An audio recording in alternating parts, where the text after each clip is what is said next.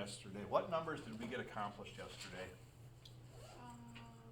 1, 29, 13, and 7.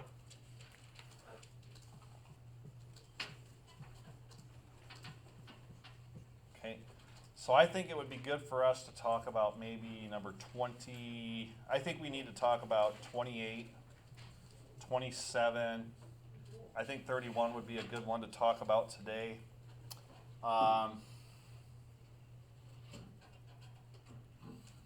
You guys take a peek. I'm going to clean the board up here quickly. You guys take a peek at the other problems and see if there's any others that you're like, let's do that as well. So, pick one more out. Let's try and get 4 of these done, okay? And then, guys, I can tell you Monday, we're going to have time in class to work on Monday. I'll probably hand the quick quiz out today, but doubtful that you'll probably get through it, so.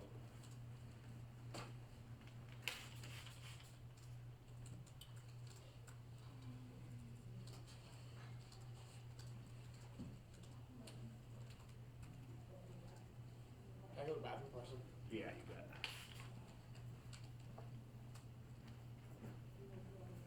Okay, do you guys see another one that jumps out at you that you kind of like, let's look at that one, Parson. Do you have any that we should? You know, honestly, those that we were going to cover, 28, 27, and 31, I feel really good about. We already did 29. 29 was a tough one yesterday. I think we double substituted on 29 yesterday, didn't we? Yeah.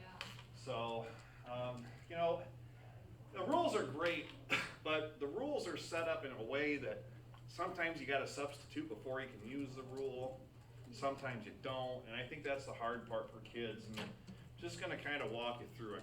I think you guys are good at identifying the rule to use, but we got to figure out times when it's appropriate to substitute and not appropriate to substitute. So, heck, let's just go in order today. Let's start with 27. And on 27, how about a volunteer to read 27 for me? 1 over y squared Yep. plus 4y plus 5. Okay, this is kind of a goofy one. Okay, so first thing I'm going to ask you guys to do, in your rules, okay, is there a subset that looks like it might work? So there was like 6 subsets, 6 Roman numerals there that are like, this set might work. And then tell me why you think. 5. Okay, what's the rule say on subset 5? Quadratic in the denominator. Okay, quadratic in the denominator. Do we have a quadratic in the denominator, kids? Yeah. Okay, this is very true. Number 27 is one of these deals where the first thing you're going to ask yourself is, if there's a quadratic in the denominator, can I, first of all, factor the denominator? Okay? So as I look at y squared plus 4y plus 5, do you think of 2 numbers that add up to 4 and multiply to 5 at the same time? Well, the only thing that's going to multiply to 5 is going to be 1 and 5, isn't it? Yeah. What's 1 plus 5 going to get you? 5 minus 5 minus 1 would add 4, but that would multiply with negative 5, right? Is there anything going to work for us? No. Okay. So if I can't factor something like this, then what happens here is this idea, and we haven't really discussed this much lately, but we talk about complete the square. Let me show you how this works. Okay. Completing a square works very well for quadratics when you're working in the form of 1 y squared in this case plus by in this case, b is 4. Guys, let me ask you this question. What's half of 4? 2. Okay, completing a square works like this. We write this as 1 over y plus 2 to the second power. And then I'm going to put a plus value here, okay? And I'll show you why I'm doing that. But what we do when we complete the square is you look at the b value when you have an a coefficient of 1, or like this 1y squared here. Just want to talk about this real quickly. If I took y plus 2 and squared it, or FOILed it with itself, Tell me what we get out of this here, kids. What's the y times y gonna get you? Y squared. Okay, let's do the inside-outside terms. What's the inside term? 2y. What's the outside term?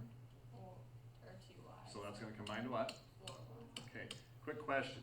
Don't the first two terms match the y squared and the 4y for us? Mm-hmm. Okay, how about the last term? What's the 2 times 2 gonna give me? 4. Okay, this mess right here is really y plus 2 to what power? Squared. Well, guys, I don't want a plus 4 on the end. That's what we get as a plus 4. We really want a what on the end here? Plus 5. Well, if y plus 2 times y plus 2 gets us everything, these first two terms are the same thing, and a plus 4, that's good. What would I have to add out here on the end to make it exactly like the problem was stated originally? 1. So couldn't this part right here be the y plus 2 times the y plus 2? Or the y plus 2 squared? Mm-hmm. And then call this plus how much more to make the 5 out here that we were struggling with? A 1, okay? So what I've done is I've written it like that. Does that make sense to everybody? Yeah. Okay. Now we're in subset 5, quadratics in the denominator. Take a look at your rules. I think it's like rules 24 through 27, is that right? Yeah. Which rule looks like it might possibly work for us?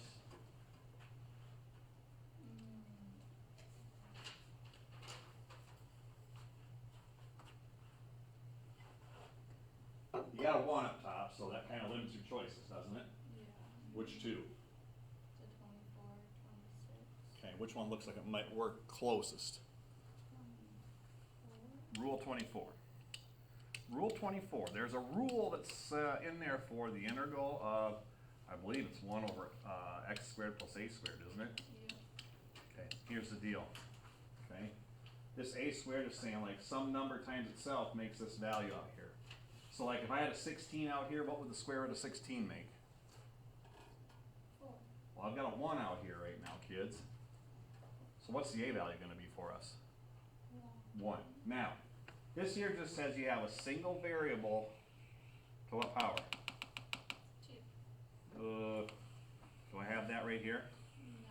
Okay, so what are we gonna have to do, kids? Let W equal, Y plus 2. okay, are you with me on that? Okay. That kind of be all over the place here. All right, so what's that make dW equal to, kids? Oh, and I should put, there should have been a dy up here, right? Yeah. I forgot to put that up here in the original problem, so there's a dy right here after we completed the square. Okay, so rule 24 states this, I can't make rule 24 work unless I get y plus 2 replaced. We're gonna replace it with w. So dw, my friends, is equal to 1 with respect to y, right? So dw and dy are really kind of The same. interchangeable then, aren't they? Mm-hmm. Okay. So from this right here, let's substitute.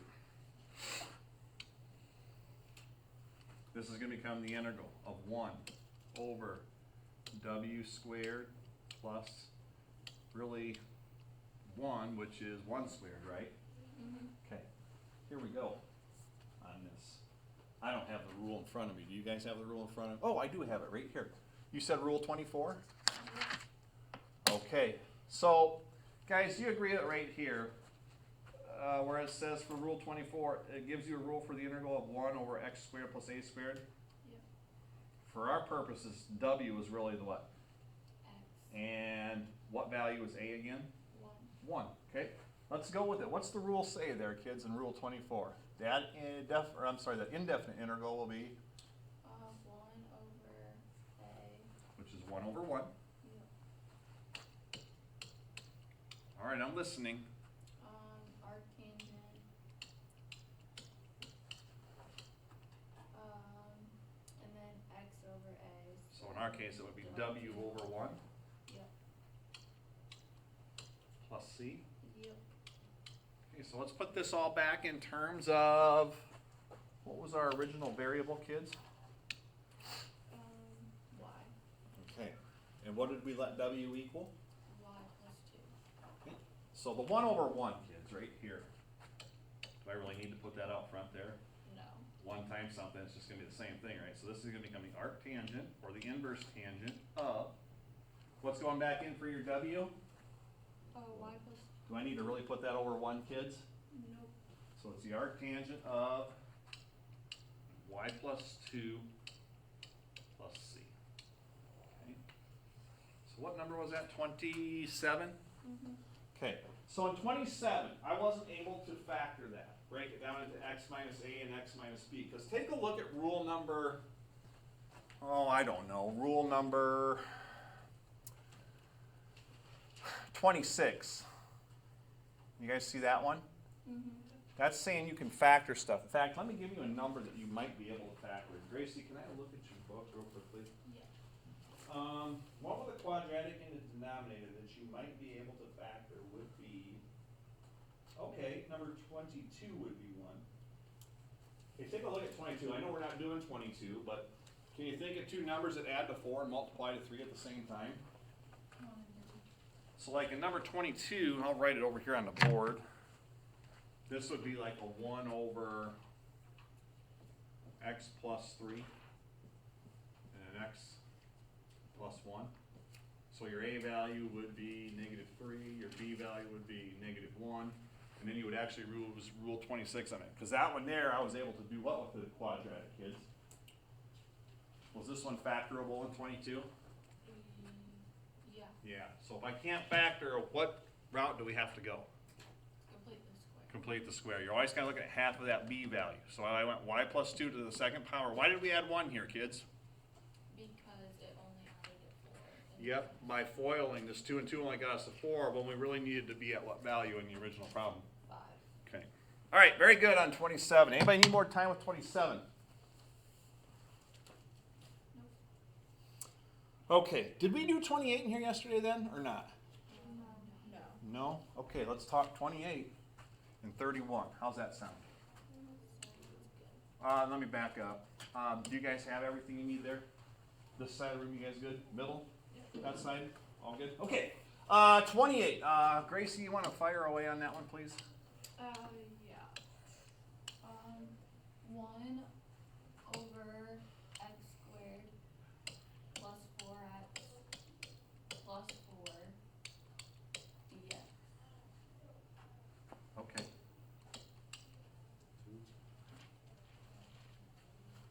This is an interesting one. This is a very interesting one to me. Is that factorable? Yeah. 2 and what? 2. Okay. So let's talk about this one right here. You guys agree this becomes the integral of x plus 2 times x plus 2, right? Mm-hmm.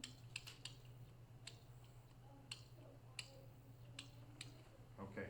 You guys pick a rule. In fact, I think I gave it away in the last set. 26. Rule 26. But I want you to read all the way to the very end of Rule 26. A cannot equal what? B. I think it says x minus a and x minus b, right? So we're kind of the opposite of what we have in here. So my a value is really what? -2. What's your b value here? And they specifically stated you can use Rule 26 under the condition that a and b are what? Oh my gosh. Really? They're not equal. So I can't use it. Okay? A and b are equal up there, aren't they? Yeah. That's why I can't use it. So here's what we do. Guys, if one of the rules says you can use this rule, but if they give you this little condition that we run into, the a is -2 here and the b is -2 here, that was one condition in Rule 26. I mean, we like Rule 26, but Rule 26 just isn't going to work for this because this here, this is what? Isn't that bad? Mm-hmm. According to that, and let me tell you why it's bad. If you look at Rule 26, it starts out by saying 1 over what? If you took -2 minus a -2, it would cancel to what value? 0. You would have 1 over 0, which is technically undefined. That's why you can't do that according to that rule. So what we do here is like, okay, guys, if I can't use a rule, then we probably have to revert back to what? Could complete the square, but forget the completing the square. We've already been able to factor this think of methods of integration. If I can't use a rule, then we're probably going back to what we learned early in the chapter, which was what? Yeah. Isn't this the same as x plus 2 all to the second power, kids? Agreed there? Okay. What do you think we're going to let w equal in this one? X plus 2. So we're going to let w equal x plus 2. Nice integral sign in there. So what's going to be true about dw and dx? They're equal because it's 1 dx right here, right? So by substitution, this is 1 over w squared dw. Okay. How can I rewrite 1 over w squared to find the antiderivative now? W to the negative 2. Anybody happen to know the antiderivatives? Because we've done that kind of often. I should just make a rule for you guys. Yeah, this becomes the integral of w to the negative 2 power. Is it just 1 over W? Did you say negative 1 over w? Yeah. Okay, power me up by 1. Negative 2 would drop down to, or I'm sorry, bump up to negative 1. So this would be equal to w to the negative 1 over negative 1, which really becomes the following. It becomes negative 1 over w to make this exponent positive. However, friends, what is w equal to? Okay, so my end here would be negative 1 over x plus 2 plus c.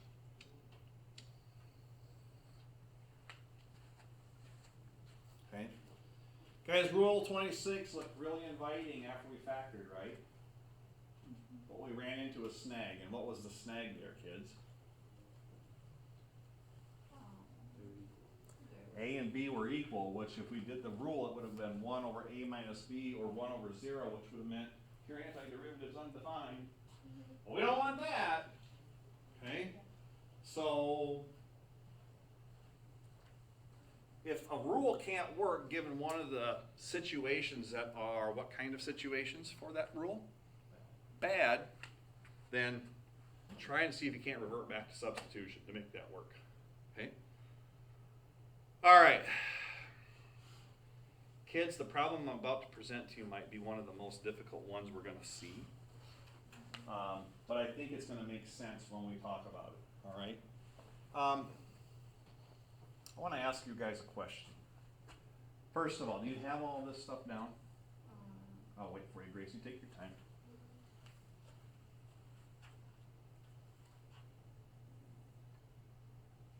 You're good. Okay.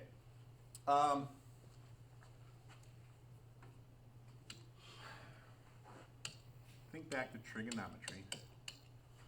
You guys remember this guy? Yeah, You remember everything about it, don't you? everything. Good. I knew you would.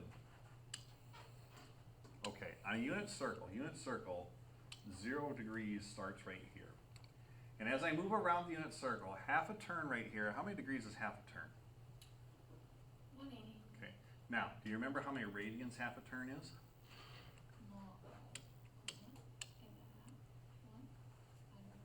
It's actually 1 pi radians, okay? All right, a whole circle coming back to this would be 2 pi radians. Then if I want another half circle, how many radians would this be? 3 pi, and then what? 4 pi. And then, 5 pi. and then what? 6 pi. And then it gets to a point where it's like, oh, by the way, I can also go backwards. This could also be a negative pi radians this way, which would make this what over here? Negative what?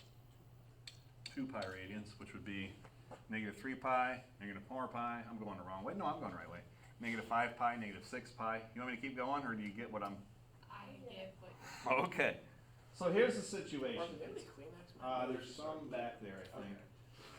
Blooded nose, or... Yeah, just randomly. Well, that's what you're going to get when you mess with me. You okay, kid? Do you need a nurse or anything? No, I'm fine. Okay. Not lightheaded or anything? No. Because this stuff makes my head light. It just will not stop. No, here, how about I set a garbage right next to you too, Okay. is that all right? Yeah. Okay, and if you need to go to a nurse or bathroom or anything, just go ahead and go, okay? Okay. All right, here you go, bud. Thanks, bud. You're welcome. Okay, if we need to take a picture of stuff, then you don't need to write, we will, okay? Okay. All right. So you get this concept right here. I'll come back to this. 31. Okay. Someone read 31 for me. Show that for all integers m and n, with m does not equal positive or negative n, integral of negative pi to pi, sine m of theta, sine n of theta, d theta equals 0.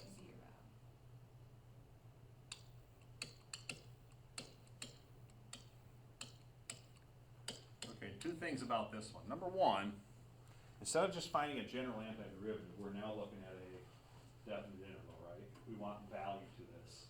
So we're gonna have to find a general antiderivative, and then we're gonna have to evaluate that general antiderivative at its upper limit and its lower limit. In this case, pi and negative pi, all right? So here's the situation. First thing we should do is find an antiderivative. So let's see if we can't find an antiderivative. So if you look at your rules, do you see any rules that would have the sign of like m theta times the sign of like n theta? 10. Rule 10 might help out, right? Okay, rule 10. I think it talks about having, well, I think it says the integral of sine, does it say sine of ax, is that right, kids? Yep. Times the sine of bx? Mhm. Okay, so guys, let's just talk about this. Anywhere where I see A would be like a what? M. The x is gonna be like the thetas, and then the b is gonna be like what? Okay, so I'm just gonna write this down. M is like the variable A, theta is like the variable x, and n is like the variable b in our rule, okay? They told us that m does not equal plus or minus n. Okay, I'll show you why in a second, okay? Let's apply rule 10 to our antiderivative. Okay, so the first thing it says in our rule for our antiderivative, this would be the integral from negative pi to positive pi. All right, fire away, kids. What's the antiderivative on rule 10 after the equal sign? 1 over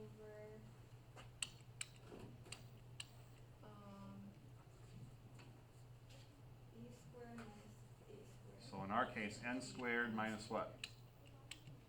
Minus n squared. So b minus a, right, would be like n minus m? Yeah. Okay, now let's just make sure we understand why m cannot equal plus or minus n. Okay, if I would square m and I would square n and they were the same exact values, what would you get in your denominator? 0. And we don't want that, so this is the implication. M and n, they can't be the same distance from 0. So like if this is 3, this can't be plus or minus 3 right here. You guys cool on that? Yep. Okay, then is there a bracket like this? Yeah. Okay, it says a cosine ax sine bx, right? So for us, that's m cosine m theta sine n theta, right? Mhm. So this would be, oh my gosh, this is getting goofy. M cosine theta, cosine, no, m theta, right? Times the sine of bx, which would be the sine of n theta. Now keep in mind, m and n are integers, meaning they're like counting numbers, counting by ones. 1, 2, it's not like 1.62. They're whole numbers, either positive or negative. Okay, what's the rest of the rule after that? Minus b sine ax. So b would be like an n, right? So b sine ax, you said? Yeah. So that for us would be like b sine m theta, right? Cosine dx. So n theta for that? Yeah. And we're evaluating at what and what, kids?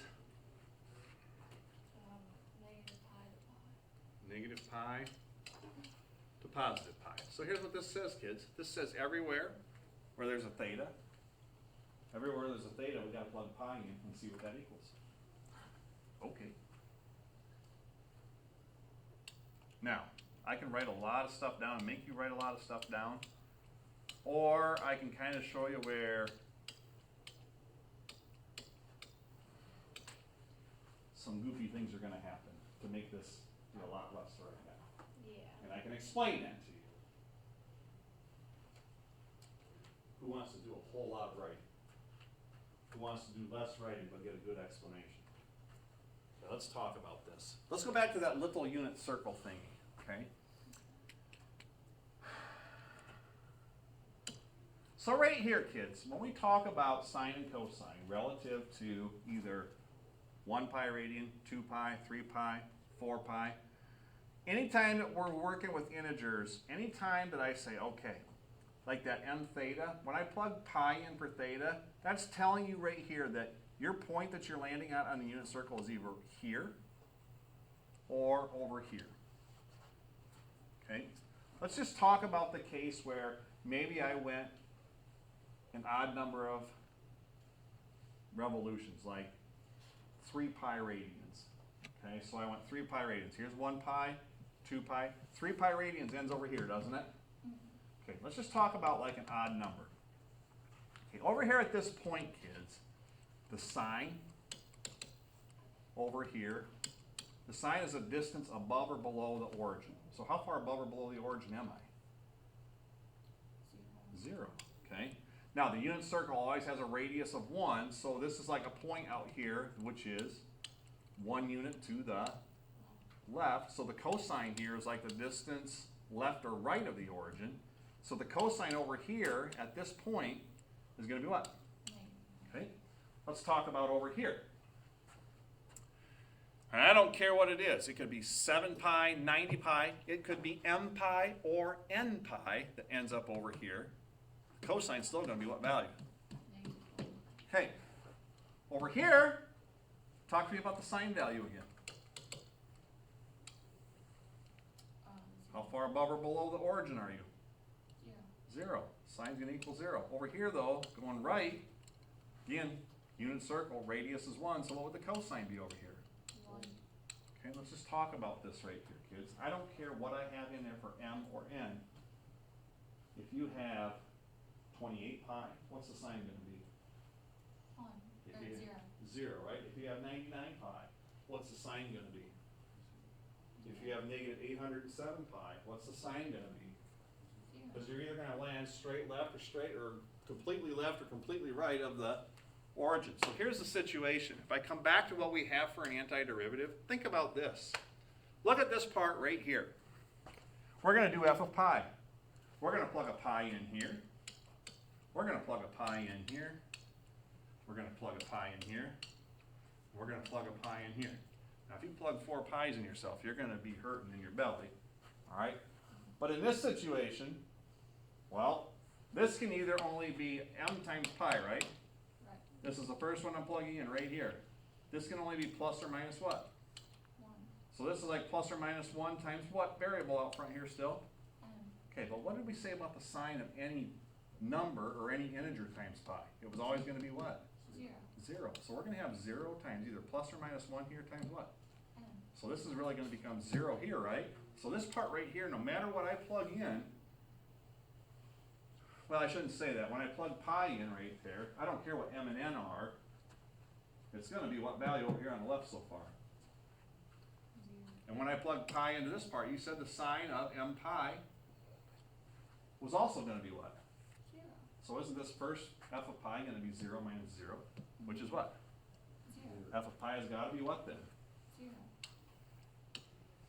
Same thing with negative pi. Instead of going forward pi radians, we're going backwards pi radians. But you either end up to the left or to the Right. right. And in either case, if you start throwing negative pi in there now, you're still going to get what and what there at some point. Because the sign values are 0. 0. You've got, again, if I throw negative pi in here, Well, that's either gonna be plus or minus 1. I throw negative pi in here, that's definitely gonna be what? 0. I throw negative pi in here, that's definitely gonna be 0. So this mess on the left, 0. This mess on the right, 0. 0 minus 0 times, I don't care what this is out front, because the inside of this is already what? 0. Okay? This is gonna become 0 minus 0, which is gonna be what again? 0. Didn't they want you to get to that point right there? Yes, I did. I think you've got a pretty good start and a pretty good base for what it is I want you to be accomplishing. I'm gonna get you the quick quiz. I don't think you'll finish it today, and if you don't, just understand, you've got Monday to come in and work. If you don't finish the assignment up, you got Monday to come in and work. Sound like a fair deal? Mhm. Okay. Guys, tell me, I don't usually approach notes like we did this way, but was it good to go in and just pick some problems and relate it to the table of integrals that we did here? Mhm. Or would you have rather had like more concrete examples? No, this is good. When we get ready to take a quiz or a test, you're probably gonna see at most two rules, okay? That makes sense to everybody? Mhm. Okay. But I do want you to finish that up, so let me get you the quick quiz here.